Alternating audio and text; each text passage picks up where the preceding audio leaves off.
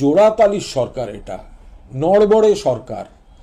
বিভিন্নভাবে শরিকদের সন্তুষ্ট করে কোনোভাবে একটা সরকার তৈরি, যে শরিকদের নিয়ে তারা সরকার করছেন, কিছুদিন আগেও সেই শরিকদের সঙ্গে তাদের সাপে নেউলে এরকম একটা ছিল। কখনো নরেন্দ্র মোদীজির সঙ্গে নীতিশ কুমারজির সংঘাত, কখনো চন্দ্রবাবুকে নাইডুকে কারারুদ্ধ করা হয়েছে।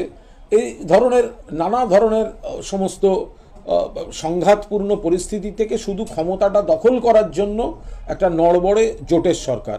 ফলে তারা তাদের অভ্যন্তরীণ রসায়নে সারাক্ষণ বিপর্যস্ত থাকবেন, এটা তো খুব স্বাভাবিক ব্যাপার।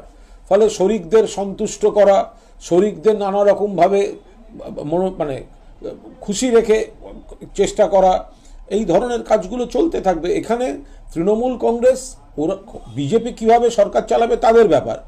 তৃণমূল কংগ্রেসের শুধু স্পষ্ট বক্তব্য, পর্যবেক্ষণ, এই সরকার বেশি দিন নেই, এই সরকার আভ্যন্তরীণ সমীকরণজনিত কারণে পড়ে যেতে চলেছে এবং তৃণমূল কংগ্রেস এ বিষয়ে সতর্কতার সঙ্গে নজর রাখছে এবং যথাযথভাবে ইন্ডিয়া জোট যাতে সরকার গঠন করে তার অপেক্ষায় থাকছে এবং এই জন্য করণীয় ভূমিকা পালন করবে।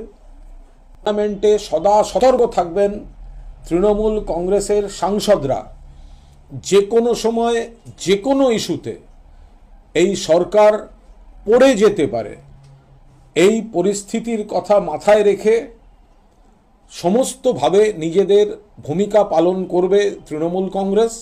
বাংলার বকেয়া, বাংলার অধিকার, বাংলার বকেয়া টাকা, বাংলার প্রতি বঞ্চনার বিরুদ্ধে তৃণমূল কংগ্রেসের সাংসদরা আন্দোলন শুরু করবেন এবং আমরা খুব নিশ্চিত যে সরকার আজ শপথ নেওয়ার কথা, সেটা রাজধানী রাজনীতির অলিন্দের একটি তাৎক্ষণিক এবং সাময়িক পর্ব।